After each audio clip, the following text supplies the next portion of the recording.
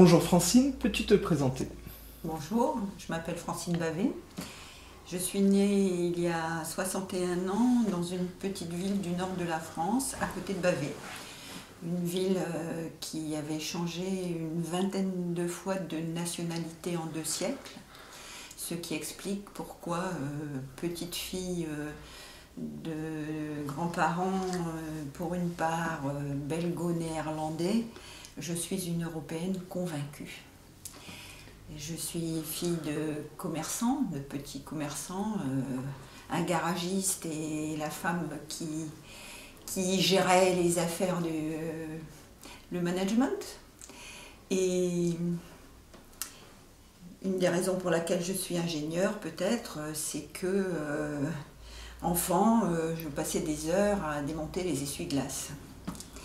Je crois que si je suis écologiste, c'est aussi parce que mon père avait compris très vite que la voiture était un objet à la fois agréable et dangereux, puisqu'au milieu des années 60 déjà, il s'interrogeait sur le diesel et les particules, et m'a réellement appris l'écologie, je dirais l'écologie physique, puisque tous les jours, matin et soir, nous devions pousser les véhicules pour les sortir et entrer du garage, de manière à ne pas polluer l'espace de travail quand ce n'était pas nécessaire.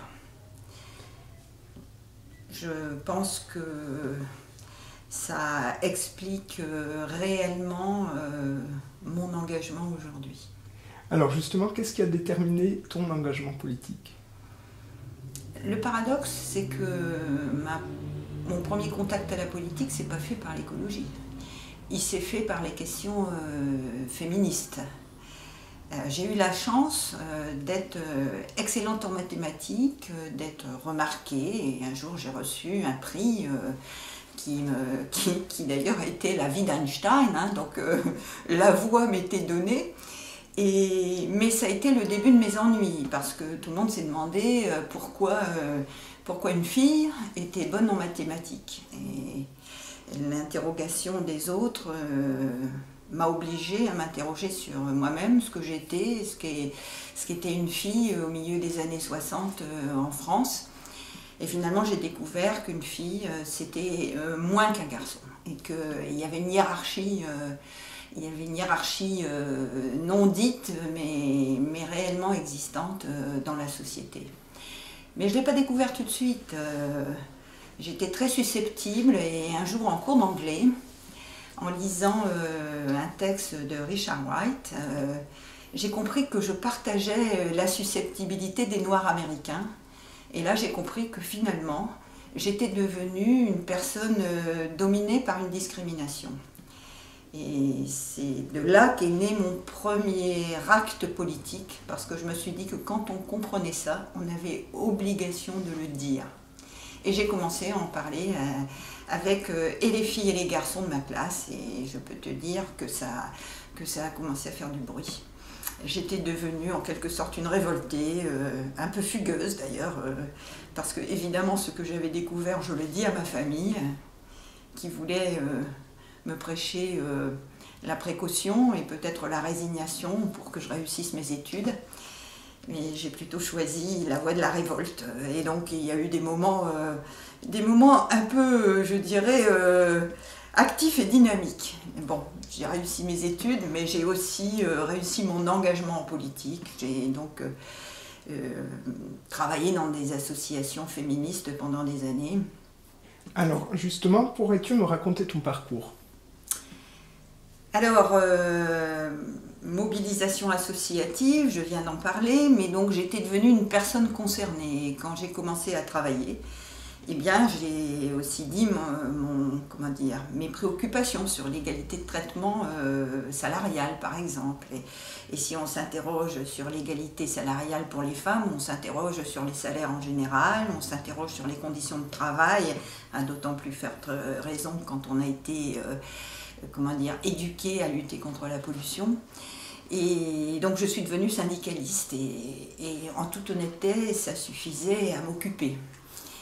Mais mon histoire professionnelle, j'ai fait de la prospective, je me suis intéressée à faire des scénarios dans un grand service public qui est devenu une entreprise, faire des scénarios sur l'avenir du monde, et j'ai compris au milieu des années 80 ce qu'allait être la mondialisation dans le secteur des télécoms, puisque ça a été le premier. Et je suis allée faire de la formation continue à l'ENA, et en sortant, je me suis engagée politiquement. Parce que j'avais compris qu'il ne suffit pas d'essayer de réparer le système, il faut avoir une autre vision de l'univers si on veut réellement peser vers un futur soutenable. Donc mon parcours, voilà, c'est le parcours d'une personne engagée.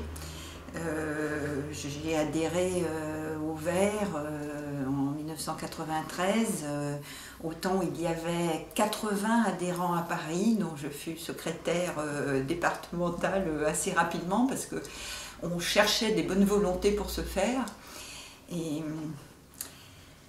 Et très vite j'ai été élue, non pas parce que j'avais souhaité être élue, j'avais adhéré à un parti politique pour débattre sur l'avenir du monde, en tant que personne concernée, engagée. Je suis devenue élue, j'ai découvert ce qu'étaient les institutions et j'ai compris qu'il faut continuer à penser politiquement quand on est dans une institution. On ne peut pas se contenter d'être élu. J'ai pris des responsabilités au niveau national des Verts. Et puis je les ai laissées parce qu'il faut que les responsabilités circulent. Et donc je me suis demandé comment on peut enrichir sa vie quand on est écolo. Et c'est là que je me suis dit que peut-être on peut se poser la question de ce qu'on fait, de tout ce qu'on amoncelle et qu'on recycle souvent en le jetant. Et je me suis mise à recycler tout ce qui entrait chez moi, récupérer les noyaux de fruits pour en faire des plantes, et puis essayer finalement d'avoir une approche artistique de ce que peut être une utilisation raisonnable de tout ce qui a été produit, parce qu'il ne faut pas oublier qu'un produit, c'est finalement du temps humain et c'est respectable. Et donc, de ces produits-là, j'ai essayé de les recycler et d'en faire des petits cadeaux pour mes amis. Mais aujourd'hui, je pense qu'il est vraiment important, à cette heure où les écologistes sont reconnus, où les questions qu'on a posées depuis 20 ans sont reconnues, de montrer qu'on a une vision pour une grande métropole mondiale et qu'on serait à la hauteur pour la gérer. C'est pour ça que j'ai décidé de me réengager dans cette belle aventure municipale. Merci Francine.